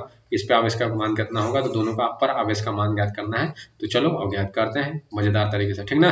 चलो चलो, तो देखो बच्चा, अब यहाँ पर समांतर क्रम में बोल रहा है ना कि समांतर क्रम में जुड़ा गया है, ठीक ना। तो यहाँ पर समांतर क्रम में जुड़ा गया है, तो तुल्य धारिता कितना होगा, बस C1 C2 जोड़ दो, बस दो धारिता है तो C1 C2। अगर तीसरा भी धारिता होता बच्चा तो वहां पर आप कर सकते थे C3। तो यहाँ पर कुल मिलाकर के इस तरीके से सॉल्व कर सकते हो। देखो यहाँ पर तो तुल्य धारिता आगे हमने निकाल दिया, तुल्य धारिता, तो तुल्य धारिता जितना भी 600 फैराड और 200 फैराड जोड़ा गया था तो जोड़ दिया हमने, बस सिंपल सी तो बात है, ठीक ना। तो ये निकाल दिया। अब यहाँ पर देखो कुल आवेश निकालना चाहो तो कुल आवेश निकाल सकते हो कुल मिलाकर के। तो वोल्टेज 120 वोल्टेज दिया हुआ था और अभी यहाँ पर धारिता आपका क्या निकल गया, ये निकल गया। तो कुल मिलाकर के कुल आवेश यहाँ पर निकाल सकते हो। लेकिन यहाँ पर हमें क्वेश्चन में देखो क्या बोला है बच्चा, यहाँ पर प्रत्येक का आवेश निकालना है, यानी इतना अगर कैपेसिटर है तो मतलब एक संधारित्र है, इतना कैपेसिटेंस का संधारित्र है, इतना कैपेसिटेंस का संधारित्र है, तो इस पे कितना आवेश होगा, इस पे कितना आवेश होगा, दोनों आवेश का मान ज्ञात करना है। तो यहाँ पर हम वही काम कर लेते हैं, ठीक ना। तो इसको मत देखो, यहाँ पर देखो। अब देखो समांतर क्रम में एक बात जानते हो कि समांतर क्रम में बिंदु समान होते हैं, तो यहाँ पर वोल्टेज का मान समान होगा यार, ठीक ना। तो यहाँ पर क्या होगा, 200 माइक्रोफैरड धारिता वाले संधारित्र पर जो क्या होगा, आवेश जो होगा वो Q1 बराबर में क्या हो जाएगा, C1V1, यानी Q बराबर में CV होता है राजा। बात समझ में आ रहा है कि नहीं, तो C1V हो जाएगा, बात समझ में आया। तो यहाँ पर क्या हो जाएगा, C1 का वैल्यू 200 और यहाँ पर वोल्टेज का वैल्यू क्या हो जाएगा, 120 हो जाएगा। तो यहाँ पर जब इसको गुणा कर दोगे तो यहाँ पर 24,000 माइक्रो कूलम आ जाएगा, क्योंकि अरे यार भाई साहब ये माइक्रो में नहीं दिया है ना। तो यहाँ पर जो आवेश का मात्रक आप लोग जानते हो भाई साहब, आवेश का मात्रक कूलम होता है, लेकिन ये क्वेश्चन में माइक्रो में बा, तो यहाँ पर आवेश हो तो माइक्रो में आई ना, बात समझ में आ गई। अब यहाँ पर 600 माइक्रो धारिता वाले, तो 600 देखो यहाँ पर वोल्टेज समान है तो वोल्टेज तो उतना ही रहेगा, बात समझ में आ रहा है कि नहीं, वोल्टेज उतना ही रहेगा। ये वाला 120 वोल्ट है, सॉरी ये गलती से यहाँ पर इतना लिखा गया है, ठीक ना। यहाँ पर भी 3 जीरो, यहाँ पर भी 3 जीरो, तो बर्छक 72, ये बर्छक 72 और 2 जीरो वहां का, 1 जीरो यहाँ का, 1 जीरो ये नहीं है, वो गलती से लिखा गया था ये वाला, ठीक ना। तो Q2 का मान इतना आ जाएगा, बात समझ में आ रहा है ना कि धारिता इतना है, वोल्टेज का मान समान होता है, तो 120 × इसमें भी रखो, 120 ऊपर वाले में भी रख दो, कोई दिक्कत नहीं है, ठीक, कोई दिक्कत नहीं है। अब यहाँ पर देखिए क्वेश्चन, देखिए क्या बोल रहा है, अगला क्वेश्चन देख लेते हैं भैया। कि यहाँ पर जो क्वेश्चन में बोला जा रहा है ना कि 4 समान धारिता के संधारित्रों का संयोजन प्रदर्शित है, ठीक ना। 4 समान मतलब इस पे समान धारिता है, यानी अगर C मान लोगे इस पे धारिता, तो सब पे C धारिता है, कितना है, सब पर C धारिता है। यदि P तथा Q बिंदु के बीच संयोजन की धारिता 1 माइक्रोफैरड है, ठीक ना। मतलब P और Q के बीच में जितने भी संधारित्र हैं उसमें उसका जो संधारित्र है उसका मान कितना है, 1 माइक्रोफैरड। यानी अभी हम बोल रहे थे ना C मान लो, तो C का मान कितना होगा, 1 माइक्रोफैरड, और सब समान होगा, ठीक ना। तो प्रत्येक संधारित्र की धारिता क्या होगी, तो प्रत्येक संधारित्र की धारिता पूछ रहा है बच्चा, तो प्रत्येक संधारित्र की धारिता क्या होगी यहाँ क्वेश्चन में, ठीक ना, यानी तुल्य धारिता कुल मिलाकर पूछ रहा है। तो यहाँ पर देखो बच्चा इसमें कुछ नहीं करना है, देखो इसमें फिगर में देखो ना, फिगर में देखो कि सब संधारित्र का जो पहला बिंदु है इसमें अगर ये देखोगे कि ये कौन सा संयोजन है, तो ये जो संयोजन है इसे देखोगे श्रेणी क्रम में है। श्रेणी क्रम में क्या होता है ना बच्चा कि वहां पर अलग अलग बिंदुओं पर क्या होता है, जुड़ा होता है, मतलब अलग अलग बिंदुएं अलग अलग होते हैं, ठीक है ना। रास्ता एक ही, देखो ये रास्ता तो एक ही है ना, कहीं से तार कटा नहीं है, ये रास्ता तो इसी तरीके से जा रहा है, ये देखो रास्ता तो एक ही है। तो यहाँ पर इस रास्ते से समझ सकते हो कि ये क्या है, श्रेणी क्रम में है। और यहाँ पर श्रेणी क्रम में जानते हो कि हर संधारित्र अलग अलग बिंदुओं पर जुड़ा रहता है, देखो सब अलग अलग बिंदुओं पर जुड़ा है ना, ठीक। तो ये कौन सा संधारित्र हो, मतलब कौन सा सीरीज हो जाएगा, ये श्रेणी क्रम हो जाएगा, बात समझ में आ रहा है ना। तो ये श्रेणी क्रम हो जाएगा, आप श्रेणी क्रम का फॉर्मूला जानते हो। और यहाँ पर देखो 4 संधारित्र जुड़े हैं, चारों का मान क्या था, समान था। तुल्य संधारित्र हमने 1/C मान लिया और चारों संधारित्र का मान क्या है, समान है, तो यहाँ पर कितना आ जाएगा, 4/C, ठीक ना। और यहाँ पर जो ये दिया है ना बच्चा, ये समझो कि ये क्या दिया है, यहाँ पर बोला जा रहा है ना, यदि P और Q बिंदुओं के बीच संयोजन की धारिता, मतलब P और Q के बीच में जो संयोजन की धारिता, यानी जो टोटल धारिता ये दे दिया है, बात समझ में आ रहा है, टोटल धारिता, ये कंप्लीट तुल्य धारिता दिया हुआ है, बात समझ में आ रहा है कि नहीं, तुल्य धारिता दिया हुआ है ये, ठीक ना, कि इनके बीच में जो तुल्य धारिता है वो कितना है, 1 माइक्रोफैरड का है, कितना है बच्चा, 1 माइक्रोफैरड का। और यहाँ पर इनका हमने C मान लिया है, यानी जो कंप्लीट जो धारिता था ना बच्चा वो कंप्लीट धारता दे दिया है, इसका जो तुल्य धारता वो 1 माइक्रोफैराड दे दिया है, बात समझिएगा। और लेकिन इन पे कितना कितना धारता था वो नहीं पता था, लेकिन बोला था कि समान होगा धारता ना, तो बच्चा तो सी मान लिया, ठीक ना। और जो तुल्य धारता है उसको सी डैश से दिखाया, यानी सी डैश का ये मान दिया था। बात समझ में आ रहा है? तो ये बात समझिएगा बच्चा। तो यहाँ पर क्या 1/c डैश इक्वल टू में 4/c हो जाएगा कुल मिलाकर के, जब इनको आप ऐड करोगे तो, इनको ऐड करोगे तो। बात समझ में आ रहा है? तो जब इनको ऐड कर दोगे तो ये आपका इतना वैल्यू आ जाएगा। बात समझ में आ गया? तो दिया गया जो संयोजन है अब उसकी वैल्यू क्या आ जाएगी, तो दिए गए संयोजन की धारता क्या हो जाएगी 1 माइक्रोफैराड। मतलब ये तुल्य दिया हुआ है, तुल्य धारता, भूलिएगा मत भैया। यहाँ पर देखिए तुल्य धारता के जगह पर 1 रख भी दिया गया। अब यहाँ पर जब हल करेंगे तो यहाँ पर बोला गया था कि इसमें जितना भी धारता जुड़ा हुआ है वो क्या है, समान है। तो वो समान है यानी ये सी का है ना, सारा समान है, तो सारा सी हमने मान रखा था। तो सी का वैल्यू देखिए आ गया 4 माइक्रोफैराड। तो 4 माइक्रोफैराड हर धारता का जो मान हो जाएगा बच्चा वो कितना होगा, 4 माइक्रोफैराड ही हो जाएगा। यानी इसका भी 4 माइक्रोफैराड, इसका भी 4 माइक्रोफैराड। बात समझ में आ रहा है? इसका भी 4 माइक्रोफैराड। तो सब संधारित्र का मान क्या आ जाएगा, 4 माइक्रोफैराड हो जाएगा। क्या इसमें कोई दिक्कत, क्या कोई समस्या? कोई दिक्कत नहीं ना। अब देखो ऊपर का हमने बोला था आपको कि और भी अभी न्यूमेरिकल्स हम लोग लगा लेंगे, तो ऊपर में चलते हैं और भी न्यूमेरिकल क्या कर लेते हैं हम लोग, सॉल्व कर लेते हैं, ताकि हमें आने वाले समय में कोई दिक्कत ना महसूस करना पड़े बच्चा, ठीक ना।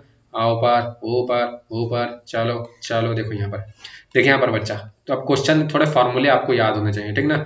फॉर्मूले याद होने चाहिए बच्चा, ठीक, कि फॉर्मूले आपको कंटेस्ट होने चाहिए। देखिए एक गोलाकार चालक की धारता, एक गोलाकार चालक का बच्चा, उसकी जो धारता है 1 पिको फैराड यहाँ पर दिया हुआ है, इसकी त्रिज्या होगी। तो 1 पिको फैराड को जो चेंज करोगे, पिको को हटाओगे तो कितना हो जाएगा, 10⁻⁻12 हो जाएगा। तो इतना हो जाएगा बच्चा, ये आप जानते हो। तो यहाँ पर धारता आपको पता चल गया कि धारता कितनी है। अब यहाँ पर देखिए बच्चा, यहाँ पर इसकी त्रिज्या पूछा जा रहा है ना बच्चा, कि इसकी त्रिज्या कितनी होगी। तो त्रिज्या को अलग कर दीजिए आप, ठीक ना, और ये वाला पार्ट अलग कर दीजिए। अब देखिए बच्चा, आप इस पार्ट की वैल्यू जानते हैं, इस पार्ट की, यानी यहाँ पर अगर 1 है, 1/4πε0 की वैल्यू इतना होती है, और सी की वैल्यू ऊपर है तो ऊपर ही तो रखेंगे ना। और यहाँ पर 1/4πε0 की वैल्यू कितनी होती है बच्चा, तो 9 × 10⁻9 हो जाता है बस। तो 1 बाई पूरा की जगह पर, तो 1 बाई यहाँ पर भी था, तो उसके सब की जगह पर यहाँ पर इतना रख दिए और इसको रख दिया। अब यहाँ पर 9 में 12 में से 9 जाएगा, क्योंकि नीचे के क्या है, समान है। जब बेस समान होते हैं, आधार समान होते हैं, तो पावर को क्या कर सकते हो, मतलब घटा जोड़ सकते हो। तो यहाँ पर घटाना है तो घटा दो, तो 12 में से अगर गया, -12 में से 9 गया तो -3 बच जाएगा। तो त्रिज्या कितनी आ जाएगी आपकी स्फीयर की, वो कितनी आ जाएगी, ये आ जाएगी। बात समझ में आ रहा है? क्या दिया था, स्फीयर दिया था, क्या दिया था, ओहो ओहो, बवाल नहीं, ठीक ना। तो यहाँ पर क्या दिया था बच्चा, यहाँ पर जो दिया था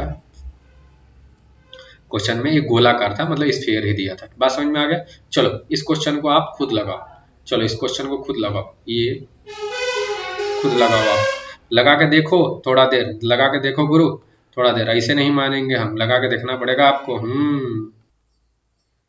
चलिए तो थोड़ा सा आप देख लीजिए, ठीक ना।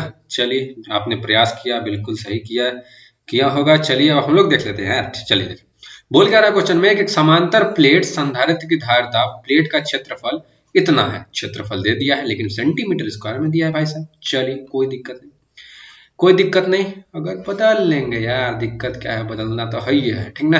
देखिए अब यहाँ पर देखिए कि तथा दोनों प्लेटों के बीच के अंतराल, यानी दोनों प्लेट के बीच की दूरी इतना है, प्लेट इतना है, तो प्लेट का क्षेत्रफल दे रखा है भैया, दोनों प्लेट के बीच की दूरी दे रखा है, ये ठीक ना, ये वाली दूरी है दोनों प्लेट के बीच की दूरी, जो कि d मान कर चलते हो आप।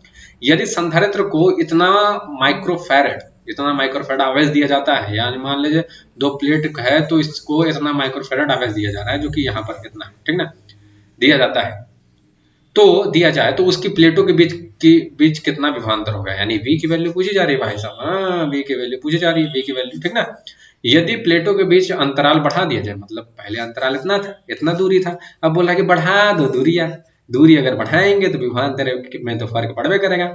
अगर दूरी क्या कर रहा है, अगर क्या बोल रहा है कि दूरी बढ़ाकर इतना समय कर दिया जाए तो नया विभवांतर कितना होगा, तो नया विभवांतर देख लेते हैं, ठीक ना। बात समझ में आ रहा है कि नहीं भाई साहब? तो चलो और देख लिया जाए। तो यहाँ पर देखिए ε0 का वैल्यू दिया हुआ है, ये सब वगैरह वगैरह। अब यह देखिए क्षेत्रफल देखिए बोला था सेंटीमीटर में दिया था, तो इसको हम क्या में कर लेते हैं, आराम से इसको सेंटीमीटर में, 2 सेंटीमीटर है तो 1 सेंटीमीटर के डिवाइड का, 1 सेंटीमीटर को मीटर में बदलने के लिए क्या करना पड़ेगा, 100 से डिवाइड, 100 सेंटीमीटर है ना, तो यहाँ स्क्वायर है ना यार, 2 सेंटीमीटर ना, 1 और सेंटीमीटर होगा तो 2 बार 100 से आपको डिवाइड करना पड़ेगा, तब जाकर के ये मीटर में चेंज हो जाएगा, यानी मीटर स्क्वायर में, सॉरी यहाँ पर मीटर स्क्वायर होगा, ठीक ना बाबू। ठीक बच्चा हमारा, देखो यहाँ पर, देखो देखो बच्चा, तो यहाँ पर अब देखो यहाँ पर डी बराबर क्या होगा, 0.025 हो जाएगा बच्चा, तो यहाँ पर ये हो जाएगा। अब यहाँ पर सेंटीमीटर, तो सेंटीमीटर, ठीक है ना। अब सेंटीमीटर को मीटर में बदलना, देखो ये पॉइंट अच्छा है ना बच्चा, इस पॉइंट को जब हटाओगे ना तो यहाँ पर 25 बाई में 1000 आ जाएगा, ठीक। और यहाँ पर देखो ये सेंटीमीटर था, सेंटीमीटर को मीटर में बदलने के लिए 100 से डिवाइड, बात समझ में आ रहा है। फिर समझो, पॉइंट को हटाए तो 1000 नीचे लग जाएगा, और सेंटीमीटर को मीटर में बदलने के लिए तो 100 से डिवाइड करना ही पड़ेगा। तो जब इसको सॉल्व कर दोगे तो कितना आ जाएगा, और 3 2 5, तो ये नीचे 5 आएगा, तो ये 5 जो है प्लस में नीचे आएगा, तो इसको ऊपर कर दो तो ये माइनस में हो जाएगा कुल मिलाकर के, बात समझ में आ रहा है। तो ये कुल मिलाकर के हो जाना है। अब यहाँ पर देखो आगे हम धारता निकाल लेते हैं, ठीक ना। पूछा था वोल्टेज है, लेकिन वोल्टेज बराबर में ये क्या हो जाता है, Q बाई सी, सी बराबर में क्या होता है, Q बाई बी, तो सी बराबर में Q बाई बी हो जाएगा, मतलब V बराबर Q बाई सी, तो सी बराबर Q बाई बी, ठीक। तो यहाँ पर आगे सी निकाल लेते हैं, तभी तो वोल्टेज निकलेगा ना भैया, तो आगे इसको निकाल देते हैं। यहाँ पर एप्सिलॉन नॉट का वैल्यू दिया हुआ था बच्चा, और यहाँ पर ए का वैल्यू एरिया दिया हुआ था 10⁻⁻2, हमने चेंज किया था ना, और डी का वैल्यू दिया हुआ था जितना भी, डी का वैल्यू रख दिया। अब यहाँ पर देखो बच्चा, ये इसको सॉल्व करो, सॉल्व करने के बाद आपके पास संधारित्र की वैल्यू इतनी हो जाएगी। सॉल्व कर लेना बहुत ही इजी है सवाल, मतलब सॉल्यूशन है यार, कोई दिक्कत नहीं होगा, ठीक ना। नोट्स आपको डिस्क्रिप्शन में मिल जाएगा आराम से, ठीक, कोई दिक्कत नहीं होगा आपको, सोचिएगा कि मत, कोई दिक्कत होगा। प्लेटों के बीच विभवांतर, प्लेटों के बीच विभवांतर कितना हो जाएगा बच्चा, तो प्लेटों के बीच जो विभवांतर हो जाएगा ना, देखो इतना हो जाएगा प्लेटों के बीच विभवांतर, v इक्वल टू में Q बाई सी, ठीक। तो इतना बात कंफर्म हो गया बच्चा, प्लेटों के बीच विभवांतर कितना हो जाएगा, तो v बाई सी, तो Q का मान रख दो, Q का मान दिया हुआ था वहां पर कितना माइक्रोफैरड, माइक्रो को हटाओगे जब ना 10⁻⁶ क्या हो जाएगा, आ जाएगा 3.59 माइक्रोफैरड दिया हुआ था क्वेश्चन में, आपको याद होगा, तो 3 पॉइंट इतना इंटू 10⁻⁶, ये गुलाम में हो जाएगा, कोई दिक्कत ही नहीं है समझने का, ठीक ना। तो यहाँ पर आप नीचे जो ये वाला जो वैल्यू है, ये भी देखो आपके जो ये भी देखो, ये भी वैल्यू इतनी ही आई है, तो कुल मिलाकर के ये वैल्यू और ये वैल्यू पुट कर डालो, बस पुट कर दिया, और यहाँ पर क्या आ जाएगा, इसको जब सॉल्व करोगे तो ये इतना आ जाएगा, 10 कितना आ जाएगा, 10 प्लस में 4, ये 10 प्लस 4 है बच्चा, बात समझना। थोड़ा सा आपको दिख रहा होगा कि 104 है वगैरह, या फिर 10+4 है, ऐसा नहीं है, ये ऊपर है, ठीक ना, थोड़ा सॉरी गलती लिखा गया, ठीक है। इतना बात आप समझ में आ गया होगा बच्चा कि आखिर में मैं बोलने की क्या कोशिश कर रहा हूँ।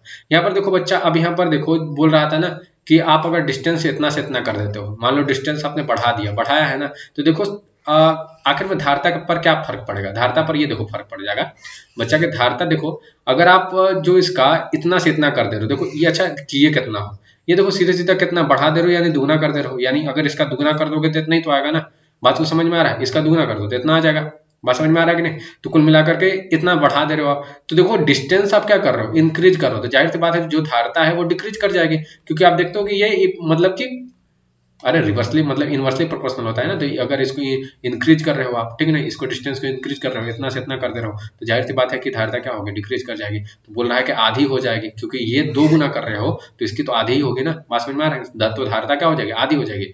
बच्चा बात को समझना, इसको बढ़ा देने से ये क्या हो जाएगा, कम हो जाएगा, कितना कम होगा, तो ये दुगना कर रहे हो तो ये दुगना कर दो, यानी डिस्टेंस दुगना कर रहे हो, तो इस दुगना करोगे तो ये घट रही है, तो कितना घट जाएगी, तो वो आधी हो जाएगी, बात समझ में आ रहा है, ये कहानी। अब यहाँ पर यदि आवेश उतना ही रहे, मतलब आवेश के मान में आप परिवर्तन नहीं कर रहे हो, तो विभवांतर कितना हो जाएगा, 2 गुना। क्यों, क्योंकि देखो यहाँ पर अगर ये कम होने लगा, इसको इसको आपने बढ़ाया तो ये कम होने लगा, तो ये जब कम हो जाएगा तो यहाँ पर आप ये भी तो रिलेशन जानते हो, v equal to Q by C, तो अगर ये कम होगा तो ये बढ़ जाएगा, बात साफ साफ बात है। तो जो नया विभवांतर रह जाएगा क्या हो जाएगा, दुगना हो जाएगा इसके जस्ट, क्योंकि अगर ये आधा हो रहा है तो फिर से तो ये इनवर्सली प्रोपोर्शनल है ना, तो फिर से ये बढ़ जाएगा, मतलब जितना भी होगा बढ़ जाएगा, तो उसके हिसाब से तो पहले कितना था धारता, इतना था, तो दुगुना कर दो इसका। देखो पहले इस वाले कंडीशन में धारता कितना था, इतना था ना, ये इतना था धारता, ठीक ना। लेकिन अभी जब हम डिस्टेंस ये देखो इतना जब हम करेंगे, ठीक ना, इतना जब यानी जो क्या है कि उनके बीच की दूरी जब इतना कर देंगे, ये देखो कितना कर दे रहा है, 2 गुना,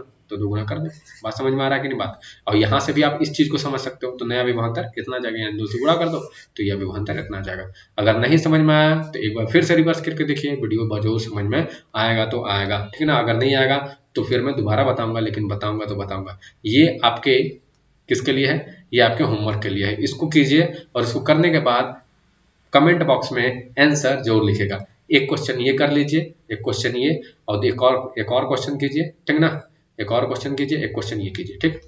और अगर कमेंट बॉक्स में इसका मतलब कि आंसर आप जरूर लिखिएगा बच्चा, ठीक है ना, बहुत ज्यादा जरूरी है, ठीक ना। तो ये दोनों के दोनों क्वेश्चन कीजिए। अब हम अपने नेक्स्ट टॉपिक पे चलते हैं, बात समझ में आ रहा है बच्चा? अब अपने नेक्स्ट टॉपिक पे हम चलते हैं। नेक्स्ट टॉपिक कहाँ गया बच्चा? तो नेक्स्ट टॉपिक नीचे है। अब यहाँ पर हम अपना जो टॉपिक है, अब टॉपिक को बढ़ाते हुए वन डे ग्राफ जनरेटर के बारे में पढ़ते हैं, ठीक ना। वन डे ग्राफ जनरेटर के बारे में जानते हैं कि वन डे ग्राफ जनरेटर होता क्या है, ठीक ना, शानदार तरीके से जानते हैं, ठीक। तो चलते हैं।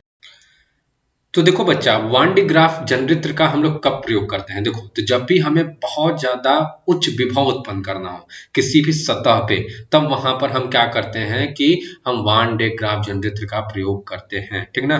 ठीक, देखो यहाँ पर ये क्या करता है कि ये एक ऐसा वैद्युत जनरेटर है जिसकी सहायता से उच्च विभव यानी इतना विभव उत्पन्न किया जा सकता है। बात समझ में आ रहा है कि नहीं? तो उच्च विभव अगर हमें उत्पन्न करना हो जस्ट लाइक इतना, ठीक ना, तो हम किसका यूज प्रयोग कर लेते हैं? अपना किसका? वन डे ग्राफ जनरेटर का। बात समझ में आ रहा है? अब देखो ये कैसे उत्पन्न होता है, यहाँ पर देखो सिंपल सा फैक्ट हो गया। अब यहाँ पर सिंपल सा चीज देखो, सिंपल सा फिगर देखो। अच्छा, इस फिगर में देखो यहाँ पर एक गोलाकार क्या है, एक गोला हमारे पास सतह है जिसका नाम एस है, ठीक ना। और ये गोलाकार जो सतह है, दो ये अधातु के बने होते हैं, यानी ये नॉन कंडक्टर होते हैं, कंडक्टर का नहीं होते हैं, ठीक ना। ये इससे जुड़ा हुआ है। बात समझ में आ रहा है? अब यहाँ पर देखो अंदर देखो बच्चा, दो घिरनी लगा होता है। एक घिरनी ये हो गया, एक घिरनी ये हो गया। बताते हैं सब कि क्यों लगा होता है, ठीक ना। यानी P1 P2 क्या है? दो घिरनियां हैं, ठीक ना। और यहाँ पर देखो ये जो दो घिरनी है, पुल्ली भी बोल सकते हो उसको, ये क्या है? ये बेल्ट से जुड़ा हुआ था, ये बेल्ट से जुड़ा हुआ है। बात समझ में आ रहा है? तो यहाँ पर क्या क्या हो गया, एक बड़ा सा गोला होता है, बड़े से गोले के अंदर छोटे छोटे दो गोलाकार घिरनी लगे होते हैं, और घिरनी एक दूसरे से, ये जो घिरनी है ये पुली से जुड़े रहते हैं, मतलब सॉरी बेल्ट से जुड़े रहते हैं इस तरीके से।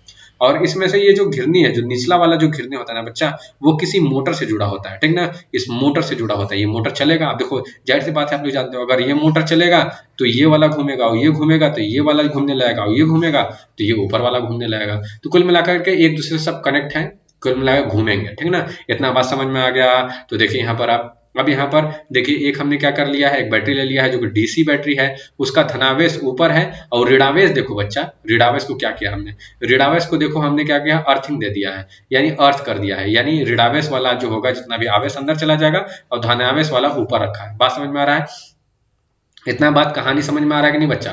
तो कुल मिलाकर के इतना बात समझ में आ गया होगा। बात समझ में आ गया? तो देखो, अगर इसका रचना लिखना होगा तो रचना में आप लोग क्या लिखोगे, यानी कंस्ट्रक्शन में, इसमें धातु का एक बड़ा गोला होता है, वो जो बड़ा गोला जो बड़ा सा था ना, ये इस तरीके से जो हमने बनाया था, ये बच्चा धातु का होता है। Very good. अब यहाँ पर समझना कि दो अचालक स्तंभों से, मतलब दो अचालक स्तंभ, ये जो स्तंभ था ये धातु का गोला था बच्चा, ये धातु का गोला था, और ये ऐसे, ये अचालक स्तंभ से ऐसे ऐसे खड़ा था ना, तो वही अचालक स्तंभ की बात की जा रही है। सदा होता है यानी खड़ा होता है, कुल मिलाकर के इसमें रबर अथवा सिल्क की बेल्ट लगी होती है, यानी ये जो बच्चा होता है ना, ये रबर या तो सिल्क की बेल्ट लगी होती है, ठीक ना। ठीक, ये बात समझिएगा, ठीक ना, ये बेल्ट, ठीक ना। बात समझ में आ रहा है? ये ऊपर तक लगा होता है, ठीक, बात समझ में आ रहा होगा आप लोग को। अब यहाँ पर देखिए बेल्ट लगी होती है, जो दो घिरनियां का मतलब ये समझ रहे होगे, यहाँ पर एक घिरनी दो घिरनी था ना, इस तरीके से फिगर में, ठीक था कि नहीं। तो ये जो ये घिरनी कहलाता है, ये घिरनी बेल्ट से इसे लगी होती है। कुल मिलाकर के दो घिरनियों P1 और P2 द्वारा एक मोटर की सहायता से चलाई जाती है,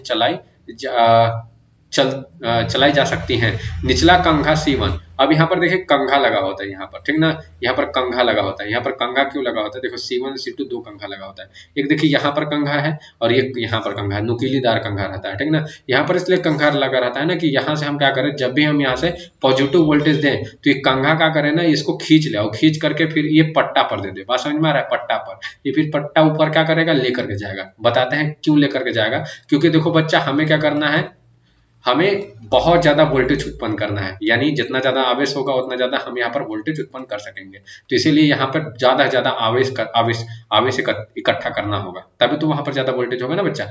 ये बात समझिएगा। अब यहाँ पर देखिए क्या है कि यहाँ पर मोटर की सहायता से चलाई जाती है। अब दो घिरनियां हैं जो कि मोटर की सहायता से चलाई जाती हैं। निचला कंघा नीचा वाला जो कंघा था, जो बैटरी के साथ जुड़ा हुआ था, ठीक ना, अति उच्च विभव वाले स्रोत डीसी का वोल्टेज कितना है, 10 घाते 4 वोल्ट है, ठीक है ना। जो बैटरी लगाया है हमने, जो बैटरी जोड़ा है, इतना वोल्टेज है, ठीक ना। के साथ धन टर्मिनल आपने देखा ना यहाँ पर, आपने बच्चा देखा यहाँ पर कि हम इस चीज को धन टर्मिनल से जोड़ करके रखे हुए हैं कुल मिला करके। तो इसमें आपको डरने वाला नहीं है, ये 10⁴ वोल्ट का होता है। और ये वाला जो पार्ट होता है ये धन टर्मिनल से कंघा जो C1 है वो धन टर्मिनल से जुड़ा होता है। एक ऊपर भी कंघा है, इसके ऊपर भी जाओगे देखोगे आप तो इसके एक ऊपर भी कंघा दिखेगा आपको, देखो यहाँ पर एक ऊपर भी कंघा है ना। तो यहाँ पर 2 कंघा आपको दिखने को मिल जाएगा बच्चा, ये बात समझ में आ रहा है। तो यहाँ पर 2 कंघा आपको दिखने को मिल जाएगा, ठीक ना। अब इतना बात समझ में आ गया। आगे देखिए धन टर्मिनल से जुड़ा होता है तथा ऊपरा कंघा, जो ऊपर कंघा होता है बच्चा, वो क्या होता है, ऊपरा कंघा ये किससे चीज से जुड़ा होता है, तो खोखले गोले के आंतरिक पृष्ठ से जुड़ा होता है ये। तो ये वाला जो कंघा है, जो ऊपर वाला कंघा होता है, वो खोखले गोले के आंतरिक पृष्ठ से जुड़ा होता है। तो देखो खोखला गोला कहाँ है, ऊपर वाला देखो, ये जो बड़ा सा गोला था ये खोखला गोला, और इसके आंतरिक पृष्ठ से देखो जुड़ा हुआ है ये कंघा, है कि नहीं। तो ये कंघा ऊपर C2 जो है वो खोखले गोले के आंतरिक यानी अंदर वाले पृष्ठ से जुड़ा हुआ है। तो इसमें कोई दिक्कत नहीं होगा बच्चा आपको समझने में, ठीक ना। आप आराम से समझ जाओगे, ठीक। अब यहाँ पर देखो ये पूरा कहानी देख लिए, तब कार्यविधि देखो, कार्यविधि कैसे होता है। देखो बच्चा हमें क्या करना है ना कि ज्यादा से ज्यादा यहाँ पर आवेश देना है, ज्यादा ज्यादा। तो यहाँ पर देखो, यहाँ पर जब ये जब मोटर चलाओगे तो पट्टा घूमने लगेगा, जाहिर सी बात है ना, क्योंकि इससे ये घूमेगा तो ये पट्टा पूरा घूमने लगेगा, जाहिर सी बात है। अब यहाँ से क्या करते हैं ना बच्चा कि यहाँ से हम वोल्टेज देना स्टार्ट कर देते हैं, कहाँ से, यहाँ से, कि यहाँ से वोल्टेज का आवेश यानी धनावेश समझो कि धनावेश देना स्टार्ट कर देते हैं। तो ये धनावेश क्या होता है, इस कंघे तक जाता है और कंघा ये इससे थोड़ा टच में होता है, कंघा इस पट्टे से टच में होता है। तो ये वाला जो धनावेश है ना, इससे ऊपर जाते रहता है, ऊपर जाते रहता है, और यहाँ तक जैसे ही धनावेश पहुंचता है, ये वाला जो कंघा होता है इस धनावेश को खींच लेता है। वो खींचने के बाद करता है क्या है कि यहाँ पर इसको इकट्ठा करने लगता है। बस समझ में आ रहा है, पूरे के पूरे इस गोले पर इकट्ठा करने लगता है। ये कौन सा कंघा, ये कंघा। तो ये देखो धनावेश जाते रहेगा, ये तो घूमते रहेगा, ये जो अगर मोटर जब तक घूमेगा तब तक ये पट्टा घूमते रहेगा वो, और यहाँ से आवेश क्या जाते रहेगा, और ये आवेश यहाँ कंघा या इस पट्टे को देगा, और ये वाला जो आवेश है पूरा का पूरा ये वाला यहाँ पर बढ़ते रहेगा, बढ़ते रहेगा। तो यहाँ देखो ये वाला जो मतलब प्रोसेस है ना, ये जो काम हो रहा है वो लगातार होगा, कि लगातार यहाँ से आवेश जाएगा, लगातार पट्टा भी घूम रहा है, और ये लगातार यहाँ से इस आवेश को इधर नहीं जाने देगा, इधर नहीं जाने देगा, ठीक ना। ये जो आवेश है इधर नहीं जाएगा कभी भी, ठीक। ये जो कंघा इसीलिए लगाया गया है यहाँ पर कि कंघा ये क्या कर ले, ये आवेशित कर ले। और हमें क्या चाहिए, उच्च वोल्टेज उत्पन्न करना है, उच्च विभव। तो जाहिर सी बात है कि वहां पर हमें ज्यादा ज्यादा आवेश चाहिए। तो ये ज्यादा आवेश को क्या करने लगेगा, फिर कलेक्ट करने लगेगा, उठाने लगेगा। तो ज्यादा आवेश इस पे होते जाएगा, बहुत ज्यादा आवेश हो जाएगा। तो एक टाइम के बाद बहुत ज्यादा आवेश यानी वहां पर बहुत ज्यादा वोल्टेज उत्पन्न हो जाएगा। वोल्टेज का आप लोग फॉर्मूला जानते हो, 1/4πε0 Q/R। तो देखो वोल्टेज जो होता है आवेश के डायरेक्टली प्रोपोर्शनल होता है बच्चा। जितना बात समझना, मतलब जितना ज्यादा आवेश उतना ज्यादा वोल्टेज। तो यहाँ पर ये बात आप समझो, बात समझ में आ गया ये किस तरीके से काम कर रहा है। तो ये जो प्रोसेस होता है ये लगातार होते रहेगा, पट्टा घूमते रहेगा, आवेश जाता रहेगा, ये कलेक्ट करते रहेगा, इस पे बिखरते रहेगा। तो एक टाइम के बाद जाहिर सी बात है बहुत ज्यादा वोल्टेज तो उत्पन्न तो हो ही नहीं जाएगा बच्चा। बात समझ में आ रहा है कि नहीं, एक टाइम के बाद। तो यही कहानी है बच्चा, क्या बात समझ में आ रहा है। यहाँ पर देखिए अब नीचे कंस्ट्रक्शन में आप लोग क्या लिखेंगे, कंस्ट्रक्शन के लिए भी कंस्ट्रक्शन बता दिया है। जब देखिए जब जो कंघा है ये C1 अति उच्च विभव दिया जाता है, मतलब जो कंघा जो नीचे C1 लगा था उसको अति उच्च विभव जो दिया जाएगा, तो दिया मतलब तो तीक्ष्ण, देखो कंघा इस तरीके से बनाया गया है उसमें, है कि नहीं बाबू। तो तीक्ष्ण नोकीलादार है ना। तो यहाँ से जो कंघा को जो वोल्टेज दिया जाएगा यानी पॉजिटिव जब वोल्टेज दिया जाएगा, तो पॉजिटिव वोल्टेज क्या करेगा, वो ये कंघा जो है ना पट्टा में दे देगा, पट्टा को दे देगा। और ये पट्टा घूम रहा है तो पट्टा क्या करते जाएगा, C2 के पास ले जाएगा इसको। तो वही देखो काम हुआ, जब कंघा C1 को अति उच्च वोल्टेज यानी धनावेश जो वोल्टेज, क्योंकि ऋणावेश वाला तो धरती को दे रहे हैं, यानी वो कहाँ चला, अर्थिंग में दिया जाता है, ठीक ना। मतलब उच्च विभव दिया जाता है यानी धनावेश। बात समझ में आ रहा है ना, क्योंकि अगर धनावेश होता है तो उसको उच्च विभव बोला जाता है बच्चा, और ऋणावेश जब होता है तो उसे निम्न विभव बोला जाता है। बात समझ में आ रहा है कि नहीं, यानी हाई पोटेंशियल, लो पोटेंशियल। अब यह तो तीक्ष्ण बिंदु के कारण, इसका देखो तीक्ष्ण बिंदु होता है ना, क्रिया के फलस्वरूप यह उसके स्थान पर आयन उत्पन्न करता है, यानी यहाँ पर क्या चाहिए, आयन उत्पन्न हो जाएगा जो कि धनात्मक आपको दिखेगा। बात समझ में आ रहा है, जब धनात्मक वोल्टेज दिख रहा है तो धनात्मक ही यहाँ पर आयन ही दिखेगा आपको, ठीक। और ये क्या होगा, स्थान पर आयन उत्पन्न हो जाता है, यानी इस मतलब कि यहाँ पर आयन उत्पन्न हो गया। अब ये आयन कहाँ जाएगा, तो आयन उत्पन्न करता है। और गतिमान बेल्ट जो होता है, यानी जो बेल्ट इस तरीके से घूम रहा है गतिमान, ठीक ना, मोटर की सहायता से, वो गतिमान बेल्ट द्वारा ये आयन ऊपर ले जाए जाते हैं, C2 के तीक्ष्ण सिरे बेल्ट को छूते हैं। और C2 यहाँ पर जब आपको देखोगे बच्चा कि C2 का जो तीक्ष्ण सिरा होता है ना, ये वाला यहाँ पर देखो C2 का जो हो, अब यहाँ से आवेश कहाँ हो गए, आवेश ये C1 के तिष्ठ सिरे से आवेश निकलते जा रहा है और ये जो है ये बेल्ट से हो करके कहाँ चला जा रहा है, C2 के तिष्ठ सिरे पर, क्योंकि यहाँ पर देखो ये भी टच करते रहता है इस बेल्ट से थोड़ा थोड़ा, ठीक ना, और ये बहुत चौखीला होता है, तो ये क्या कर लेगा, इस आवेश को धीरे धीरे धीरे खसका करके यहाँ पर इकट्ठा करने लगेगा, और पूरे के पूरे, ये नहीं कि इधर ही पूरा का पूरा पर इकट्ठा करने लगेगा। देखो देखिए अब यहाँ पर बात समझिएगा बच्चा, बात एक एक चीज मैं समझा दूंगा, कोई दिक्कत नहीं होगा, ठीक ना, एक भी चीज का कोई भी दिक्कत नहीं होगा, ठीक।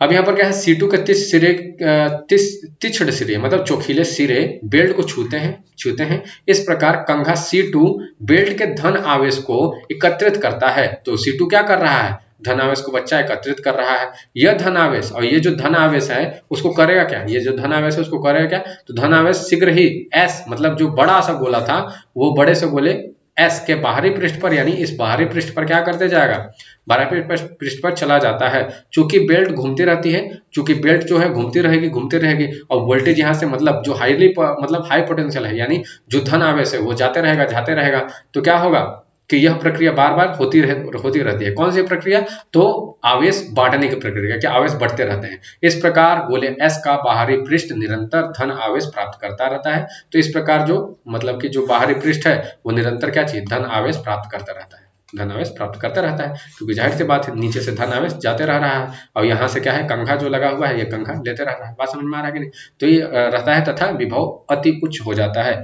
और विभव क्या हो जाता है बच्चा, अति उच्च हो जाता है। बात समझ में आ रहा है कि नहीं बबुआ, बात समझ में आ रहा होगा आप लोग को, ठीक ना। अब यहाँ पर देखिए, यहाँ पर बच्चा कि यहाँ पर कुछ फॉर्मूले हैं, इस फॉर्मूले को भी देख लेते हैं, तहाँ ये चैप्टर समाप्त हो जाएगा और इसके न्यूमेरिकल हम लोग जरूर लगाएंगे। बात समझ में आ रहा है बच्चा, न्यूमेरिकल, और अगर इसका डेरिवेशन हमने कर दिया है, प्लेलिस्ट में पड़ा हुआ है, बस फॉर्मूले को मैं रिवीजन करा दूं कि आवेशित चालक की स्थिति ऊर्जा अगर आपको दिखनी है तो स्थिति ऊर्जा के 3 फॉर्मूले हैं और तीनों एक ही दूसरे से संबंधित है, यानी एक दूसरे से ही बने हुए हैं, ठीक ना, ठीक।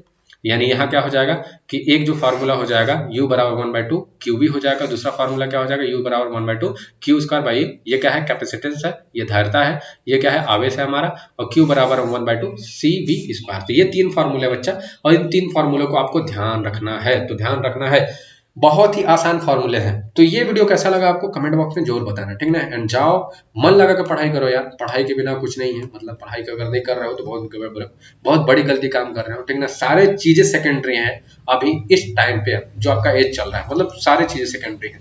पढ़ाई को अगर महत्व दोगे तो पढ़ाई आपको महत्व देगा, एक टाइम के बाद नेम भी देगा, फेम भी देगा, सारा कुछ देगा आपको, और सबसे बड़ा चीज का आपको दिमागदार बनाएगा, चालाक बनाएगा, ठीक ना। तो जाओ यार पढ़ो और मजे करो, ठीक ना। वीडियो अच्छा लगा शेयर कर देना, लाइक कर देना, सब्सक्राइब कर देना, वगैरह वगैरह जो भी है कर देना, ठीक ना। तो जाओ मजे से पढ़ाई करो, ठीक, बाय।